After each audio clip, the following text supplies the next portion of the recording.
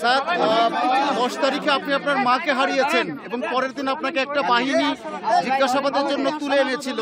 তারা বলেছে যে আপনি আপনার মাকে হত্যা করেছেন, এরকম স্বীকারোক্তি দিয়েছেন, এরকম তথ্য তারা দিয়েছিল।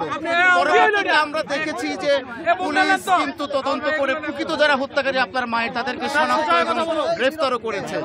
আপনাকে মায়ের হত্যার দায় দেওয়া হলো এবং আপনি 15 দিনের মতো কারাগারে ছিলেন। আপনার কি প্রতিক্রিয়া, আপনি এখন কি বলতে চান?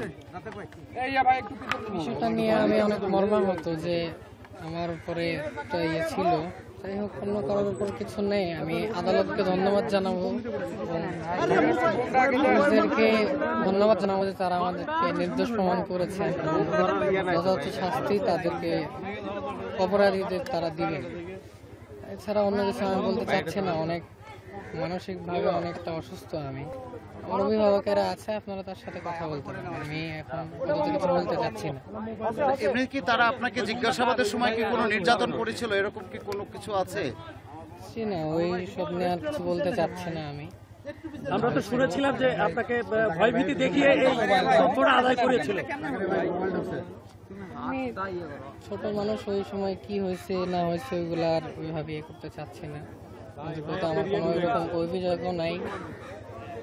এখন এই যে আপনি বের হয়ে আসলেন, বেশ কিছুদিন জেল খাটলেন, এখন এই যাদের কারণে জেল খাটলেন তাদের ব্যাপারে আপনার কোনো বিচার চান কিনা?